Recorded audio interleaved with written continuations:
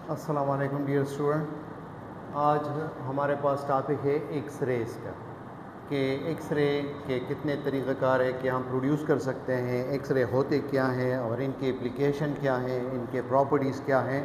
तो number one, x-ray को generally यानी पहले जब ये डिस्कवर हुए तो किसी को पता नहीं था कि कौन से टाइप ऑफ रेज़ हैं, तो इसलिए फर्जी तौर पर जिस तरह हम मैथ्स में कहते हैं एक्स, तो एक्स रेज़ फर्जी नाम रखा गया। इनको German physicist Wilhelm Conrad Roentgen, T जो है इसमें साइलेंट है, इन्होंने 1895 में डिस्कवर किया था। और इनके प्रोडक्शन के मुख्तलिफ तरीक़ाकार है एक्सरे के। एक को रॉन्टगेन मेथड कहा जाता है, जिसके ट्यूब में थोड़ा बहुत जो है गैस मौजूद होना चाहिए। बीटाट्रॉन में बिल्कुल जो है नहीं होता इस मेथड में। इनको केर्स्ट मेथड भी कहा जाता है। और तीसरा है कॉलेज मेथड। तो केमिस्ट्री के पोर्शन में फर्स्ट ईयर का उसमें रॉन्टगेन मेथड शामिल है और ये दो जो है हम फिज़िक्स में पढ़ते हैं। तो नंबर वन,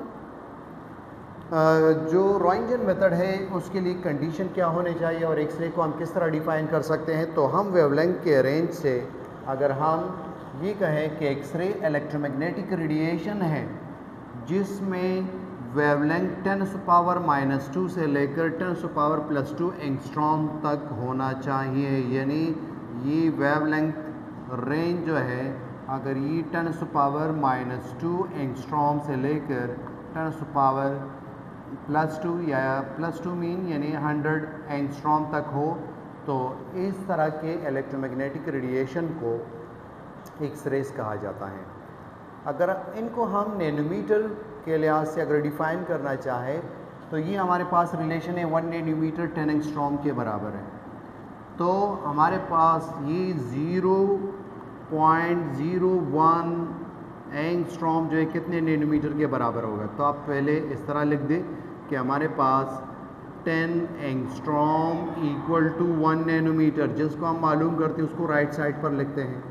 तो 0.01 एंगस्ट्रॉम जो है कितने नैनोमीटर के बराबर होगा। तो 0.01 angstrom multiply 1 nanometre divide by 10 angstrom. तो ये एंगस्ट्रॉम ये ख़त्म हो जाएगा, नैनोमीटर का यूनिट जो है ये बच जाएगा और 10 से इनको डिवाइड कर दे तो आपके पास 0.001 नैनोमीटर जो है ये आप जो है नैनोमीटर में आपके पास ये आंसर आए जो हमारे पास ये मौजूद है। इसी तरह 10 नैनोमीटर ये किस तरह आया। तो 10 एंगस्ट्रॉम 1 नैनोमीटर के बराबर है। तो 100 एंगस्ट्रॉम 10⁻² जो है 100 एंगस्ट्रॉम कितने नैनोमीटर के बराबर होगा। तो आप यहाँ पर जो है 100 लिख दे और 10 से डिवाइड कर दे तो ये एक ज़ीरो इससे ख़त्म हो जाएगा, एंगस्ट्रॉम का यूनिट भी ख़त्म हो जाएगा। तो आपके पास इससे जो है 10 नैनोमीटर का आंसर आएगा। तो मुख्तसरन ये कि जब हम एक्स रेज़ को डिफ़ाइन करते हैं तो हम कहते हैं कि ये हाई फ्रिक्वेंसी इलेक्ट्रोमैग्नेटिक रेडिएशन है जिसमें वेवलेंथ रेंज 10⁻⁻² से 10⁻+2 एंगस्ट्रॉम तक होती है। इनके लिए क्या कंडीशन है। प्रेशर इसमें 0.001 मिलीमीटर ऑफ मरकरी या टॉर इतना होना चाहिए। कैथोड रेज़ में ये 0.01 था, यहाँ पर 0.001 है। वहाँ पर वोल्टेज जो है 5000 से 10,000 कैथोड रेज़ एक्सपेरिमेंट में ये वोल्टेज था। यहाँ पर 30,000 से लेकर 50,000, उनको मुख्तसर नाम 30 केवी 50 केवी किलो के जो है किलो 1000 यानी 50,000 वोल्ट 30,000 वोल्ट ये जो है इस रेंज में वोल्टेज होना चाहिए। कैथोड आपके पास कप शेप या कॉन्केव होना चाहिए, यानी जिस जगह को हम फोकस करना चाहते हैं एनोड को, तो ये कैथोड आपके पास इस तरह होना चाहिए। और जो एनोड होगा वो एक तो हैवी मेटल होगा और दूसरा जो है टी शेप में होगा, यानी इस तरह ये टी शेप। तो ये इनके लिए बेसिक कंडीशन तो यही है कि प्रेशर, और ये एमसीक्यूज़ के लिए भी याद रखें कि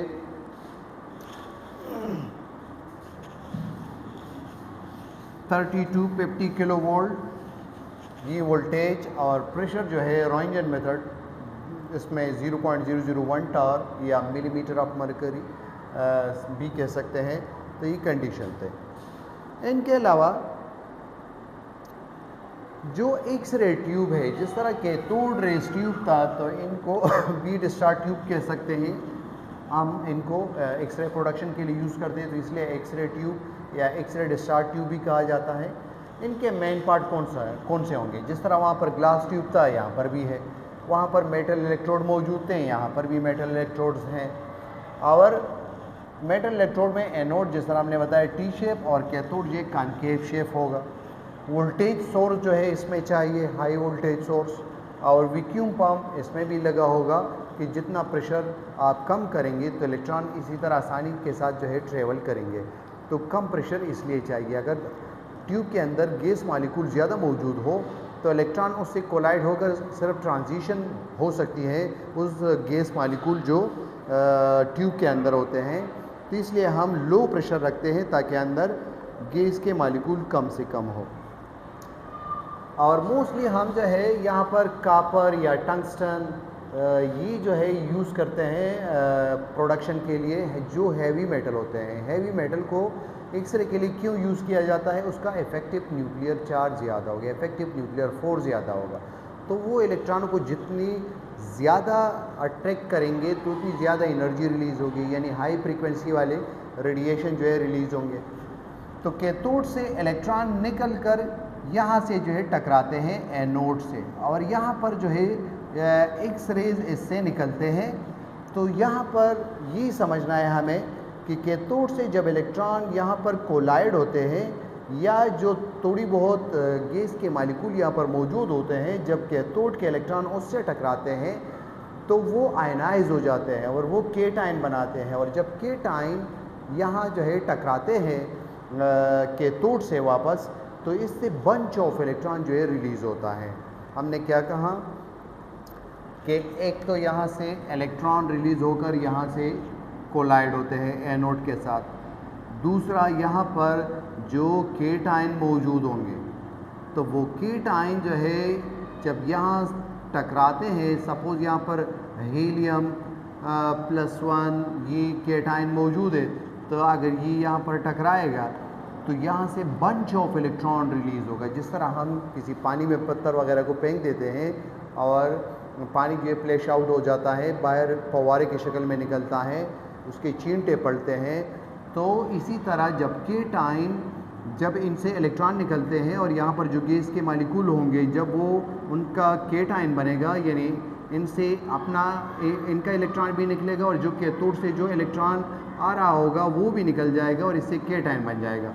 अब इलेक्ट्रॉन तो इस तरह पाएंगे एनोड की तरफ, और जो केटाइन होगा वो इससे टकराएगा। इसका फ़ायदा क्या होगा?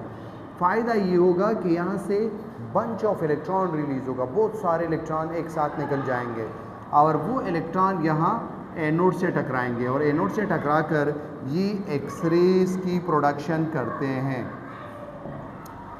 अब जो है हमें ये समझना है कि यहाँ पर ये एक्सरेज जो है किस तरह प्रोड्यूस होते हैं, कौन सा प्रोसेस यहाँ पर जो है हो रहा है कि एनोड से टकरा कर एक्सरे प्रोड्यूस करते हैं। और मोस्टली हम यहाँ पर टंगस्टन फिलामेंट, टंगस्टन मेटल जो है उनको यूज़ करते हैं। उनका तकरीबन 3430-20 इस तरह मेल्टिंग पॉइंट है, हाई मेल्टिंग पॉइंट है और एटॉमिक नंबर भी हाई है, तो इसलिए टंगस्टन को मोस्टली यूज़ किया जाता है। इनके अलावा दूसरे हैवी मेटल को भी यूज़ कर सकते हैं। तो एक्सरे का एक टाइप ये है जिसको कंटिन्यूस एक्सरे कहा जाता है। कंटिन्यूस एक्सरे में क्या होगा कि जो फास्ट मूविंग इलेक्ट्रॉन है जो कैथोड से निकल कर आता है, कैथोड से ये इलेक्ट्रॉन जो है अगर किसी भी यहाँ एनोड, ये एनोड का एक एटम हमने लिया कि अगर ये एनोड के इलेक्ट्रॉनों से ना टकराए, सिर्फ न्यूक्लियस के पास से गुजर जाए, तो न्यूक्लियस हर एक पॉइंट पर जो है इनके ऊपर फोर्स अप्लाई करेगा, यानी इनको डी एक्सेलरेट करेगा, यानी इनकी काइनेटिक एनर्जी जो है डिक्रीज़ होगी। यहाँ पर इनिशियल जो काइनेटिक एनर्जी थी और यहाँ पर फाइनल जो काइनेटिक एनर्जी है, ये फाइनल काइनेटिक एनर्जी कम होगी, क्योंकि न्यूक्लियस ने जो है हर एक पॉइंट पर इनको अट्रैक्ट करते थे, तो इसकी एनर्जी कम हो गई। अब law of conservation of energy के मुताबिक कि एनर्जी तो वेस्ट नहीं होती, ज़ाया नहीं होती, डिस्ट्रॉय नहीं होती, तो जो काइनेटिक एनर्जी यहाँ पर कम होती चली जाती है, जैसे जैसे इलेक्ट्रॉन डीएक्सेलरेट होते चले जाते हैं, तो उनकी उस काइनेटिक एनर्जी के बदले जो है हर एक पॉइंट पर इससे एक्सरेज निकलेगा।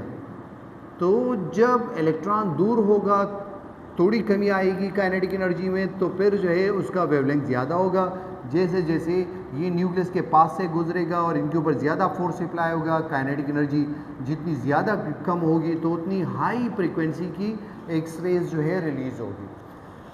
तो कंटिन्यूस एक्सरेज ऐसी किस्म एक्सरेज का जिसमें electron pass closer to the nuclei without collide to the electron of anode. Nucleus anode का जो है attracted to the incoming electron from cathode and decrease their kinetic energy which release in the form of X-ray. इस तरह की X-ray में मुख्तलिफ wide range तक X-rays मुख्तलिफ वेवलेंथ वाले जो है होते हैं, मौजूद होते हैं, तो इसलिए इनको कंटिन्यूस एक्सरे भी कहा जाता है। दूसरा तरीका है कि अगर ये हमारे कंट्रोल में इस तरह नहीं होता, लेकिन एक पॉसिबिलिटी आपको बता दी कि अगर वो इलेक्ट्रॉन से ना टकराए तो एक्सरे के प्रोडक्शन का क्या तरीक़ाकार होगा। एक और तरीका क्या है कि इनको कैरेक्टरिस्टिक एक्सरे कहा जाता है कि जब न्यूक्लियस, यानी आप यहाँ पर भी देख सकते हैं, ये है न्यूक्लियस और ये है के शेल, ये एल शेल, एम शेल। अगर के शेल का इलेक्ट्रॉन जो है ये इनसे टकराए, कैथोड का जो इलेक्ट्रॉन आ रहा है अगर वो के शेल के इलेक्ट्रॉनों को नॉकआउट करे, बाहर निकाल दे, तो इस होल को, इस वैकेंट स्पेस को, प्लेस को एल शेल के इलेक्ट्रॉन अगर फिल करेंगे तो इनकी एनर्जी तो ज़्यादा थी, जब यहाँ पर आएगा तो इससे एक्सरे निकलेगा और इस एक्सरे का नाम होगा के अल्फा। अगर इस के शेल के खाली जगह को अगर एम शेल की इलेक्ट्रॉन जो है फिल कर दे, फिर हम इसे कहेंगे कि ये के बीटा एक्सरे है। इससे जो एक्सरे निकलेगा उसको के बीटा कहेंगे। अगर यहाँ पर next shell M N shell से, अगर एन शेल से यहाँ पर जो है इलेक्ट्रॉन आ जाए तो फिर इनको हम के गेमा एक्सरे कहेंगे।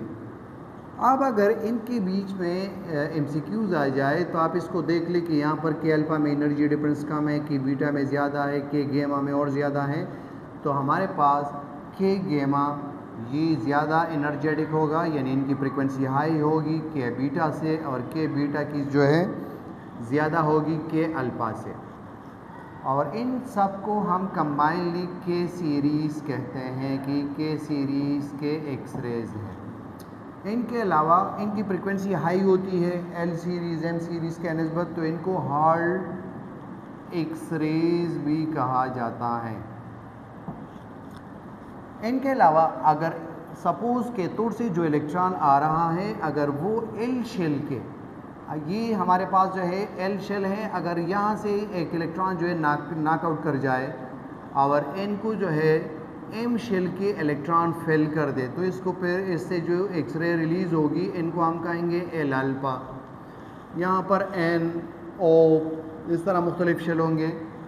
तो जब इस एल शेल के खाली जगह को अगर एन शेल के इलेक्ट्रॉन फेल कर दे, फिर हम इसे कहेंगे एल बीटा। और अगर यहाँ से नेक्स्ट शेल से आ जाए तो इसको फिर हम कहेंगे एल गैमा। नंबर 1 हमने जिक्र किया एक्सरे का कि एक्सरे इलेक्ट्रोमैग्नेटिक रेडिएशन है और इनके वेवलेंथ रेंज 0.001 नैनोमीटर से लेकर 10 नैनोमीटर तक हो सकता है, या एंगस्ट्रॉम में अगर हम कहेंगे तो सिंपली हम कह सकते हैं 10⁻⁻² एंगस्ट्रॉम से लेकर 10⁻+2 एंगस्ट्रॉम तक अगर वेवलेंथ हो इलेक्ट्रोमैग्नेटिक रेडिएशन का, तो ये एक्सरे हैं। इनको रॉन्टगन ने डिस्कवर किया 1895 में किया, और इनका तरीका क्या था एक्सरे ट्यूब में कि कैथोड से इलेक्ट्रॉन एनोड से कोलाइड कर जाते हैं और उससे एक्सरे प्रोड्यूस होते हैं। तो अंदर कौन सा फिनोमेना हो रहा है उनको एक्सप्लेन किया कि एक्सरे के दो टाइप्स हैं। अगर कैथोड का इलेक्ट्रॉन एनोड के इलेक्ट्रॉनों से कोलाइड ना करे, सिर्फ न्यूक्लियस के पास से गुजर जाए, तो न्यूक्लियस उस इलेक्ट्रॉन को अट्रैक्ट करेगा, तो उसकी काइनेटिक एनर्जी को डिक्रीज़ करेगा, तो उससे जो एक्सरे निकलेंगे उस तरह के एक्सरे को कंटिन्यूस एक्सरेज कहा जाता है। दूसरा type characteristic X-ray. Characteristic X-ray इस तरीके को कहा जाता है क्यों, हर एक शेल के बीच में एक मखसूस एनर्जी डिफरेंस होगा, तो इससे जो एक्सरे निकलते हैं उनको कैरेक्टरिस्टिक एक्सरे कहा जाता है। इनके मज़ीद क्लासिफिकेशन की, एक तो हमें पता चला कि कैरेक्टरिस्टिक एक्सरे जो है जब कैथोड के इलेक्ट्रॉन एनोड के इलेक्ट्रॉन से कोलाइड कर जाते हैं उससे प्रोड्यूस होते हैं। फिर उसमें मज़ीद क्लासिफिकेशन की, K series, L series, M series.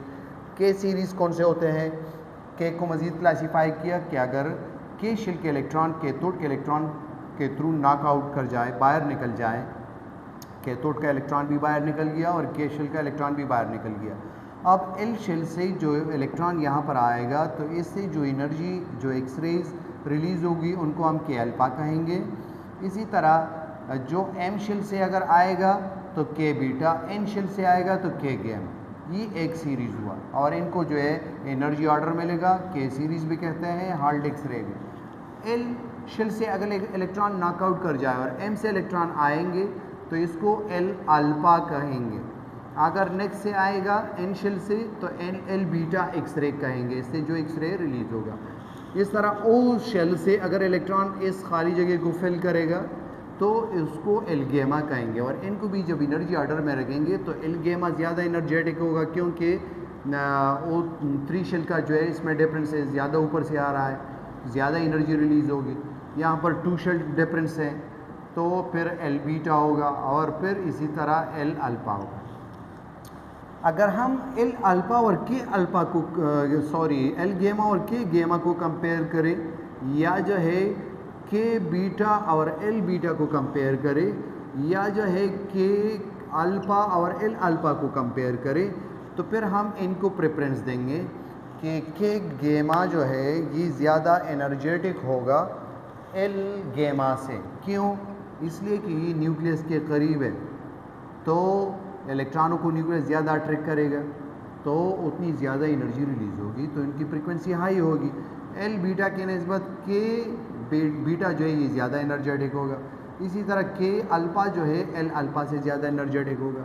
इसी तरह हम अगर और सीरीज इसमें बनाना चाहें तो एल से आगे जो है एम, तो M gamma, M beta, M alpha, लेकिन ज़्यादा इम्पॉर्टेंस एल और के जो है इन दोनों का है। एम वाले भी एक्सरे प्रोड्यूस कर सकते हैं, जैसे जैसे हम आगे जाते हैं तो वेवलेंथ बढ़ेगी, वो एक्सरे के रेंज से फिर निकल जाएंगे। तो हम मोस्टली के एल एम तक पढ़ते हैं और इसमें भी के और एल सीरीज़ के जो एक्सरे हैं इनकी इम्पोर्टेंस ज़्यादा है। के सीरीज़ को हार्ड और एल सीरीज़ वाले को सॉफ्ट एक्सरे कहा जाता है, सॉफ्ट एक्सरे। एक तो एक्सरे की प्रोडक्शन जो है, मेटल जितना उनका एटॉमिक नंबर ज़्यादा होगा, उसमें प्रोटॉन ज़्यादा होंगे, वो इलेक्ट्रॉनों को ज़्यादा अट्रैक्ट करेंगे, तो ज़्यादा एनर्जी रिलीज़ होगी, यानी हाई फ्रिक्वेंसी वाले एक्सरे प्रोड्यूस कर सकते हैं। दूसरा वोल्टेज के ऊपर भी डिपेंड करेगा, जैसे जैसे वोल्टेज बढ़ाएंगे तो उससे भी एक्सरे की फ्रिक्वेंसी बढ़ेगी।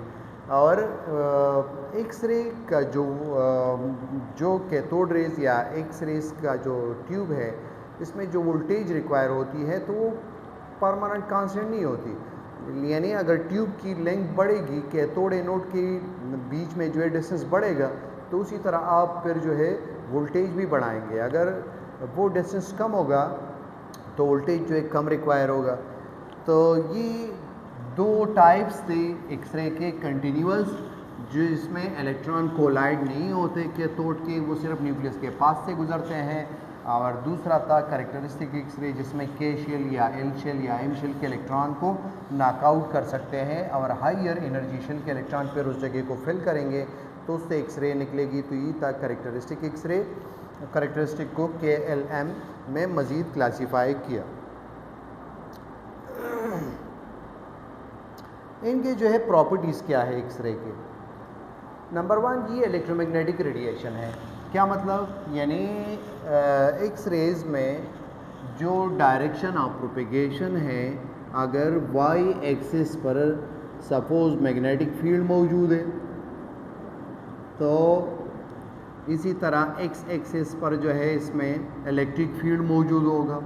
तो इनका एब्रीवेशन लेकर हम इन्हें कहते हैं इलेक्ट्रोमैग्नेटिक। जितने भी इलेक्ट्रोमैग्नेटिक रेडिएशन है जो हम बार बार लेक्चर में रिवाइज करते हैं, radio wave, microwave, infrared, visible, ultraviolet, X-ray, gamma, तो ये पूरा इलेक्ट्रोमैग्नेटिक स्पेक्ट्रम है। इनको याद रखें, ये रेडिएशन इलेक्ट्रोमैग्नेटिक रेडिएशन है। इन सब में इलेक्ट्रिक और मैग्नेटिक फील्ड पाया जाता है। Travel with speed of light, या वेलोसिटी ऑफ लाइट के बजाय स्पीड लिख दे, ज़्यादा बेहतर होगा, क्योंकि इसमें वेलोसिटी में डायरेक्शन ज़रूरी होता है।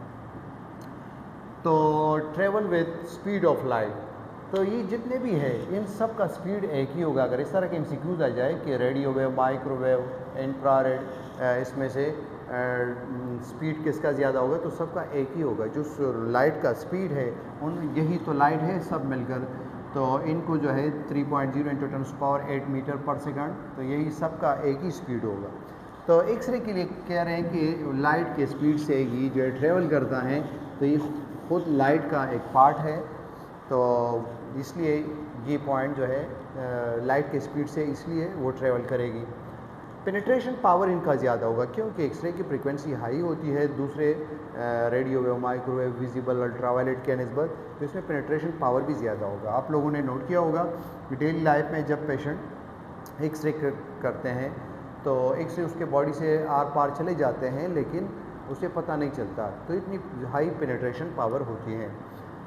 इनकी आयनाइजिंग रेडिएशन एक खसूसियत ये है, जिस तरह इलेक्ट्रॉन नॉकआउट करके एक्सरे प्रोड्यूस करते हैं, इसी तरह एक्सरे में इतनी एनर्जी है कि वो किसी एटम पर पड़कर उससे इलेक्ट्रॉन रिमूव कर सकते हैं, तो उस गैस का फिर आयन ही बनेंगे।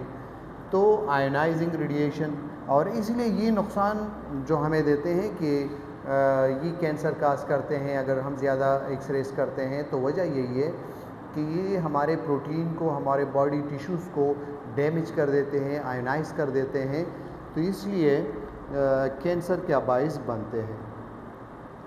इनके अलावा ये ह्यूमन नेकेड आई के लिए जो है इनविजिबल है, हमें नज़र नहीं आते, क्योंकि हमें तो सिर्फ रफली ये 350 से 800 नैनोमीटर के बीच में जो है ये 7 कलर जो है सिर्फ ये नज़र आते हैं।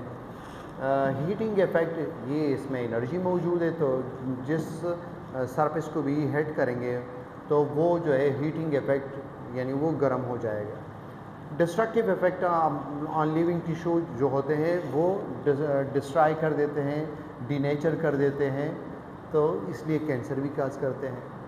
एक्सरे रिफ्लेक्टेड, रिफ्रैक्टेड, डिफ्रैक्टेड, यानी दूसरे रेडिएशन की तरह एक्सरे जो है ये भी रिफ्लेक्ट होते हैं, यानी रीबाउंस होते हैं। और रिफ्रैक्टेड का क्या मतलब, जब एक मीडियम से दूसरी मीडियम में लाइट जो है एंटर कर जाती है तो वो नॉर्मल की तरफ बेंड हो जाती हैं, तो इनको हम रिफ्रैक्शन इसको कहा जाता है। और दूसरा है डिफ्रैक्शन। डिफ्रैक्शन या डाइफ्रैक्शन ये कौन सा फिनोमेना है, जब वेवलेंथ के बराबर कोई नैरो ऑब्स्टिकल हो और उसके ऊपर बेंडिंग ऑफ लाइट हो, इस फिनोमेना को, या बिल्कुल नैरो होल से जो है लाइट पास होती है तो फ्रिंजेस प्रोड्यूस करते हैं, इस फिनोमेना को जो है हम डिफ्रैक्शन कहते हैं। तो ये तीनों काम एक्सरे में भी होते हैं दूसरे रेडिएशन की तरह, कि रिफ्लेक्शन, रिफ्रैक्शन और डिफ्रैक्शन। और ये अगर हम इलेक्ट्रिक या मैग्नेटिक फील्ड से पास करें तो ये डिफ्लेक्शन इसमें नहीं होगी एक्सरे में। अगर एक्सरे के साउंड में हम इलेक्ट्रिक फील्ड, मैग्नेटिक फील्ड लगा दें तो ये डिफ्लेक्शन शो नहीं करेगी, क्योंकि इनके ऊपर कोई चार्ज मौजूद नहीं है, न्यूट्रल है। इनकी यूजेस क्या है, इसको हम कहाँ पर यूज़ कर सकते हैं, तो नंबर 1 इनको बुलेट पोजीशन बॉडी में, यानी खुदा न खास्ता किसी को गोली लग जाए फायर से, तो जो जगह ज़ख्मी होगा डॉक्टर उसका ऑपरेशन नहीं करता, बल्कि पहले जो है उसका एक्सरे होगा कि बुलेट वो तो हाई स्पीड के साथ बॉडी में एंटर हुई, तो बुलेट की पोजीशन अब क्या है, यानी जो जगह ज़ख्मी है ज़रूरी नहीं कि वहाँ पर बुलेट हो, वो वहाँ से पेनिट्रेट होकर दूसरी जगह जो है शिफ्ट हो जाएगी। तो बुलेट पोजीशन बॉडी में मालूम करने के लिए एक्सरे यूज़ करते हैं। इनके अलावा बोन्स में अगर फ्रैक्चर मौजूद हो उनके लिए यूज़ करते हैं। रेडियोथेरापी में ट्यूमर रेसोली जिसे कहा जाता है, और कैंसर के इलाज में रेडियोथेरापी के थ्रू जो है एक्सरे को इस्तेमाल किया जाता है। अगर एक्सरे का एक मखसूस डोज हो जो रेडियोलॉजिस्ट प्रिस्क्राइब करे तो उस इनको हम इलाज के लिए यूज़ करते हैं। उससे कैंसर सेल जो है हम डेड कर लेते हैं तो कैंसर ख़त्म हो जाएगा। और जब हम रेडिएशन को यूज़ करते हैं इलाज के लिए तो रेडियोथेरापी, जब मेडिसिन को यूज़ करते हैं कीमोथेरापी, जब एक्सरसाइज के थ्रू बॉडी पार्ट का इलाज करते हैं उसको फिजियोथेरापी कहा जाता है।